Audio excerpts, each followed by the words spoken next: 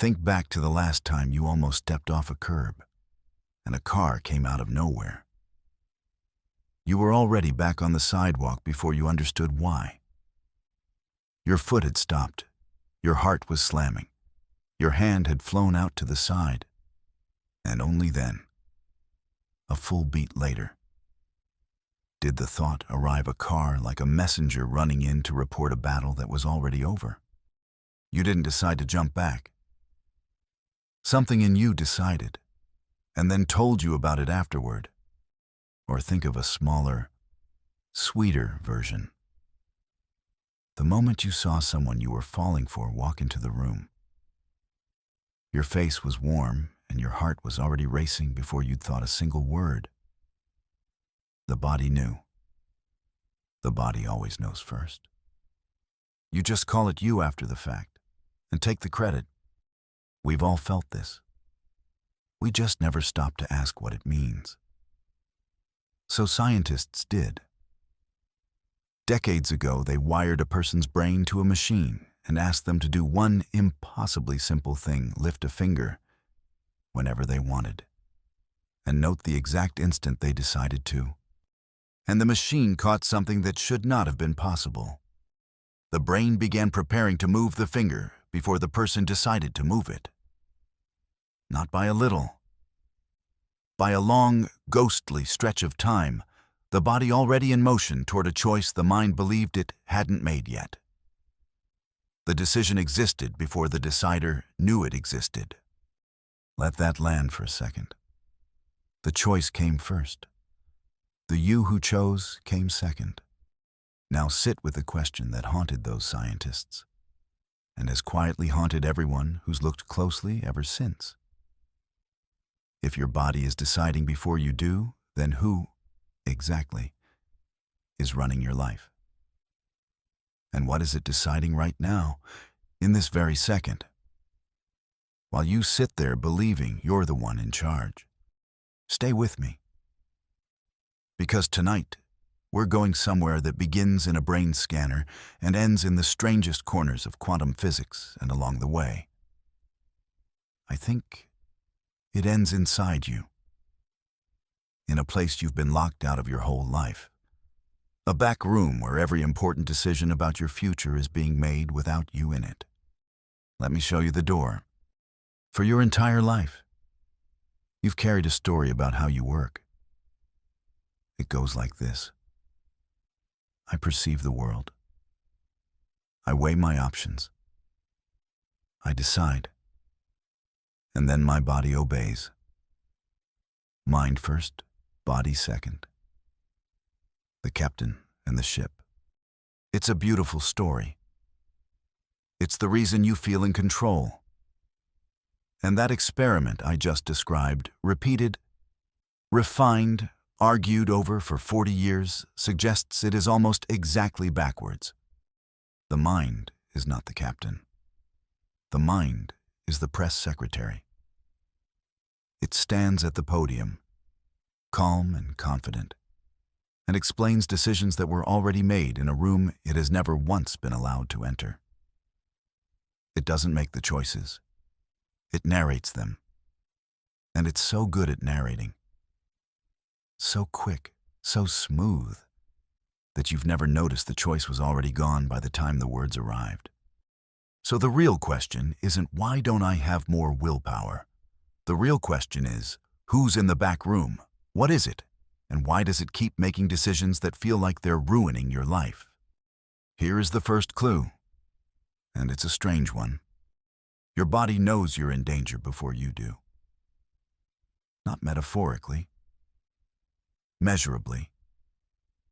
Walk into a room where something is subtly wrong, a tension between two people, a tone of voice, a wrongness you couldn't name if your life depended on it, and your heart rate shifts. Your breath shortens, your gut tightens. Seconds before your conscious mind has any idea anything is happening. The body sounds the alarm. The mind, last to know, scrambles to explain why you suddenly want to leave. A researcher named Stephen Porges gave this hidden sense a name. And it's one of the most beautiful words in all of this. Neuroception. Not perception. Perception is conscious. Perception involves you. Neuroception happens beneath you. It's your nervous system scanning the world, ceaselessly, faster than thought, asking one ancient question on a loop: am I safe? Am I safe? Am I safe right now? And here's the part that changes everything. It doesn't answer that question using the present. It answers using the past. Imagine you step into a room. Nothing in it is dangerous. A table, some chairs, people talking. By every rational measure, you are completely safe. And yet your chest tightens and something in you wants to flee. You won't know why. Later you'll tell yourself you were just tired, but your body saw something you didn't. The slant of the light, a particular silence, a voice that sounded for one splinter of a second like a voice from 20 years ago, in a room where you were not safe at all. Your body never got the memo that it's a different decade now. It only knows the pattern, and the pattern screamed danger. So it decided. It pulled you toward the door before you'd finished saying hello. This is what I mean when I tell you your body is deciding your future before your mind wakes up. Every avoidance, every "I just don't feel like it," every door you closed and couldn't explain, every chance you talked yourself out of at the last possible second, a great many of those were never decisions you made. They were verdicts handed down by a nervous system running on data that expired decades ago, trying with everything it has to protect you from a danger that is long gone. Feel the weight of that. Because if you've spent years believing you were lazy, or self-sabotaging, or simply broken, what if you were none of those things? What if the deepest, most loyal part of you was only ever doing its job, and doing it too well? Let's go further into the machinery, because this is where it starts to set you free. There's a nerve running through you called the vagus nerve. Not a small thing. It wanders, that's literally what the name means, from your brainstem down through your throat, your heart, your lungs, all the way into your gut. One of the great highways carrying signal between body and brain. And here's the secret almost no one knows. We assume that highway runs top-down, brain gives orders, body obeys. But roughly 80% of the traffic on that nerve runs the other way, up, from the body to the brain. Your gut and your heart and your lungs are sending vastly more information up to your mind than your mind is ever sending down. Sit with that ratio, 80%. The conversation inside you was never the mind lecturing the body. It's the body, constantly, telling the mind what's real and what's safe and what to feel, and the mind, mostly, just listening, and then taking the credit. When people say trust your gut, they aren't being poetic. They're describing a flood of signal rising up that ancient wire, carrying a verdict the body reached before the mind ever called the meeting to order. And why would we be built this way? Why hand the body the controls and leave the mind to catch up? Because thinking is slow. And in the world your nervous system was forged in, slow meant dead. Picture an ancestor of yours in tall grass, a rustle. If she had to consciously process it, wind or predator weigh the evidence, reach a conclusion, then move, she'd already be gone. The ones who lived to become your great-great-grandparents were the ones whose legs were already running while the mind was still forming the word lion. You are descended from the ones who reacted before they thought. That reflex isn't a flaw in you. It's the reason you exist. But your body cannot tell a lion in the grass from a cold email from your boss. It cannot tell a charging predator from a hard conversation with someone you love. to the oldest parts of you. A raised eyebrow across a dinner table and a knife in the dark are the same emergency, fired at the same speed. So the machinery that kept your ancestors alive now fires all day, in a world full of threats that feel mortal and aren't. And every time it fires, it decides for you. It contracts, it withdraws. This is burnout. At the root, and hear me carefully, burnout is not caused by doing too much. Burnout is what happens when your nervous system has braced against a threat that never resolves. Day after day, year after year, until the bracing itself becomes the exhaustion. You're not tired because of your schedule. You're tired because something in you has stood guard all night, for years, in a war that ended long ago and forgot to send word. Now, I told you we'd go somewhere stranger than a brain scanner. Here's where the floor drops away. Because there's a deeper assumption buried under everything I've said so far. And it's worth dragging into the light. We've been assuming time runs one way. Past pushes present. Present pushes future, cause, then effect, like dominoes, in a straight and tidy line. Your past wired your nervous system. Your nervous system shapes your now. Simple, forward, safe. But go down to the level where physics actually lives, the quantum level. The bedrock beneath all matter. Beneath your cells. Beneath the very nerve we've been speaking of. And that tidy line begins to dissolve. Down there. A particle does not sit in one fixed state, waiting to be seen. It hovers in a haze of possibility, many potential states at once. None of them real yet until something interacts with it. Until it is observed. And only in that instant of observation does the haze collapse into a single fact. Before the looking, there was no one answer. There were only odds. Let me make this real for you. Because there's an experiment so strange that physicists have been arguing about it for 100 years. And it has never stopped being true. Fire a single particle of light at a wall with 2 narrow slits in it. Just one particle. Common sense says it must go through one slit or the other. But when no one is watching which slit it takes, the particle behaves as if it goes through both at once, passing through itself, interfering with itself, spread across every possible path like a wave of pure maybe. It is not in one place. It is in all its possible places at the same time. And then you place a detector at the slits. You watch.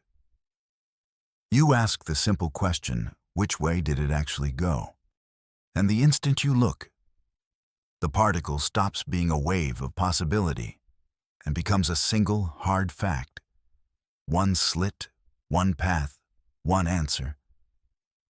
The act of observing doesn't just reveal where it was, it seems to decide it. Stop watching, and the haze of every possibility floods back in. Watch again, and reality snaps to a point. The same experiment. The only thing that changed was whether anyone was paying attention. Stay with that for a moment, because it should unsettle you. At the foundation of everything beneath your cells, beneath that wandering nerve, beneath the chair you're sitting in, reality is not a finished, solid thing you move through. It is a field of open possibility that settles into one definite shape only in the presence of an observer. No observer, and the future stays a haze of every could-be. An observer arrives, and one of those possibilities becomes the world. It goes further still. There's a phenomenon physicists call the quantum Zeno effect, and its name comes from an old paradox about an arrow that can never move. Here's the heart of it if you observe a quantum system continuously watching. Watching. Never looking away. you can actually freeze it in place. Your unbroken attention prevents it from changing. The thing you keep your eyes on cannot evolve into anything new. It is held frozen by the very act of being watched. I want you to hold that thought because we are about to find it living inside your own body. I'm not here to tell you the universe revolves around your thoughts. That's the cheap, hollow version of this idea, and you're far too smart for it. You've heard 1,000 voices online promise that if you just believe hard enough, reality will rearrange itself for you. That's not what the physics says, and I won't insult you by pretending it does. But I am going to sit you down in front of the genuine mystery, the one the physicists themselves, the careful ones, the skeptical ones, still cannot fully explain a century later that at the deepest level we can measure. The observer and the observed are not separate. That attention is not a passive thing happening to a finished world. Attention participates. Attention is woven into how the haze of maybe becomes the hard edge of is. Now hold that beside everything we just learned about your nervous system, and feel the two ideas reach for each other. Your nervous system, we said, is making decisions before you're aware of them, collapsing the open field of your day into a single fixed outcome. This room is dangerous. This person is a threat. This chance is not for you. It takes the shimmering haze of what could happen and, in a half-second, beneath your awareness, slams it down into one rigid certainty. And then your mind, the press secretary, walks to the podium and explains why it had to be that way. Now remember that frozen arrow. The quantum Zeno effect, how unbroken observation holds a thing in place and forbids it to change. Here is the cruelest, most beautiful twist in all of this. The frightened part of you has been doing exactly that. It has kept its eyes locked, without blinking, on a single story: I am not safe. I am not safe. I am not safe. And by watching that story so continuously, so faithfully, for so many years, it has held your inner world frozen in that one shape, unable to evolve, unable to become anything new. Not because the danger is still real, but because the watching never stopped. You have been the Zeno observer of your own fear, freezing it solid simply by never looking away. And that collapse, that freezing, it runs automatically only while you are absent from the room, while the body is the sole observer, staring at the old threat alone in the dark, deciding your future without you ever stepping in. This is the whole secret of tonight. The frightened animal in you is not waiting to be fixed. It is waiting to be observed by someone new, to be joined at last in the room where it has stood watch alone for so long. Because the instant you bring conscious, present attention into that half-second, the moment a second observer arrives, awake, gentle, here the old automatic collapse loses its monopoly. A different observation enters the system. The haze no longer has to settle the way it always has. For the first time in years, another possibility can stay open long enough to become real. You are not here to control the reaction. You can't. It's faster than you. It always will be. You are here to observe it differently. And observation, as the deepest physics we have keeps whispering across 100 years of careful experiments, is never neutral. It participates. It shapes which of the possibilities becomes the world. So how do you do it? How do you walk into a room you've been locked out of your whole life? You go in through the body. On the same wire the signals travel. The breath is the door. not because breathing is magic, but because it sits exactly on the border between the automatic and the chosen. And the part that matters most is the part no one notices: the exhale. Breathe out. Slow. Longer than you breathe in. And you send a signal up that ancient nerve in the body's own oldest language: if I am breathing out slowly. There is no lion. We are not running. We are safe enough to let the air leave us slowly. You can't exhale slowly and flee at the same time. The body knows this, and it begins, just slightly, to stand down. You're not forcing relaxation. That's just the press secretary grabbing the microphone again. You're offering the body one piece of new evidence, and then you do the deeper thing. You stay awake in the gap, that thin sliver between the body's reaction and the mind's explanation, the seam you never knew was there. You feel the chest tighten before the story arrives to justify it. You feel the urge to flee before you reach for the door. And you stay. You become the observer in the room.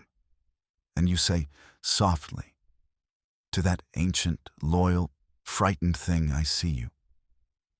I feel you bracing. But we're not there anymore. That was then. This is now. You can rest. That's the whole practice. Not fixing, not forcing. Just arriving finally in the room where your life is decided. So the haze of what's possible doesn't keep collapsing, alone and unwatched, into the same old shape it always has. Let me bring us home. Tomorrow morning you'll wake, and in that sliver before your eyes open, before your name returns to you, your body will decide what kind of day this is going to be. You've never noticed it. Tomorrow, you might. I won't tell you to control that moment. You can't. And trying is only the old pattern in a new costume. I'll ask something smaller and far harder. Just observe it. Be in the room. Feel the body wake before the mind. Feel it brace if it braces, instead of swallowing the story it hands you. That the day is dangerous. That you're behind. That you're not enough. Stay in the gap. Breathe out, slow, and let one new fact land: that here, now, in this breath, you are safe enough. You won't undo decades in a morning. The nervous system doesn't work that way. It updates the way water shapes stone, not by force, but by return. Again, and again, and again. One slow breath. One noticed contraction. One quiet, we're not there anymore. But understand what you'd be doing. For the first time, you'd be present in the room where the decisions are made, not as the captain barking orders, but as something gentler, a witness, an observer. The very thing that, at the deepest level, reality has, changes what becomes real. Your body has been deciding your future in the dark, alone, for a very long time. After tonight, it doesn't have to be alone anymore. This has been conscious shift. If something here settled into a place words usually can't reach, that's the part of you that already knew. It always did. Maybe it was only waiting for the rest of you to grow quiet enough to hear it. Breathe out, slowly, and I'll see you in the next one.